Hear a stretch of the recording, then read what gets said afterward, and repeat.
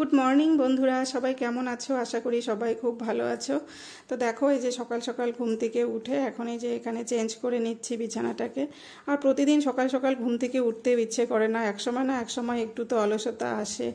আর একঘেয়ে কাজ রোজ রোজ ভাবি যে না আজকে থাক, আজকে একটু দেরি করেই উঠবো, কিন্তু হয় না। ওই যে কাজের টেনশনে ঠিক ঘুম ভেঙে যায় যে এই কাজগুলো আজকে আমাকে করতে হবে।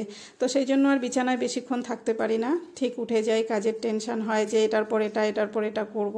তো এখানে দেখো বিছানাটাকে আমি চেঞ্জ করে নিয়েছি, যদিও এগুলো প্রত্যেক সপ্তাহেরই কাজ। প্রত্যেক সপ্তাহে বিছানা চেঞ্জ করা, কাচা, এগুলো তো আছেই। আর যেহেতু আমি নিজে হাতে কাজগুলো করি, আমার কোনো কাজের লোক নেই।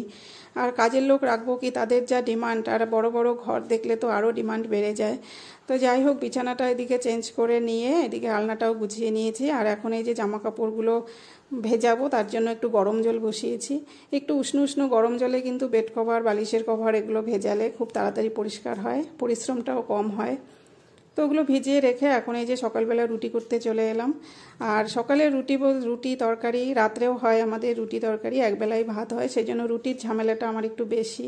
তো যাই হোক, এদিকে এই যে সবজিগুলো কেটে নিয়ে এখন এখানে বসিয়ে দিলাম। আলু, পটল, বেগুন, মূলো, এগুলো দিয়ে একটা নিরামিষ, মানে কি পেঁয়াজ ফোড়ন দিয়ে করব চচ্চড়ি মতো। তো রুটির সাথে তো একটা সবজি লাগবেই, সেই জন্য যেখানে সবজিটাও করে নিচ্ছি আর এদিকে কিন্তু আটাটাও মেখে নিয়েছি। 10টা সাড়ে 10টার মধ্যে আমার রুটি না হলে কিন্তু মেয়ে আর মেয়ের বাবা বলবে থাক একবারে রাত্রে বলছি একবারে দুপুরেই খেয়ে নেব। তো সেই জন্য আমার সময়ের মধ্যেই কিন্তু করতে হয়। তো এদিকে দেখো সবজিটা হয়ে গেছে, এখন তাড়াহুড়ো করছি করার জন্য, আরও তো কাজ আছে। সেই জন্য এদিকে গ্যাসে সবজির কড়াইটা বসিয়ে দিলাম আর এদিকে যে রুটিটাও ভেজে নিচ্ছি এদিকে। তো এসব সব কিছু করে তো ঘরে আরও কাজকর্ম আছে, সব কিছু তো আর একদিনে শেয়ার করা যায় না। তো এই দেখো রুটিগুলো এদিকে ভেজে নিচ্ছি, ভেজে নেওয়ার পরে যে জামা কাপড় কাচতেও চলে এলাম। তো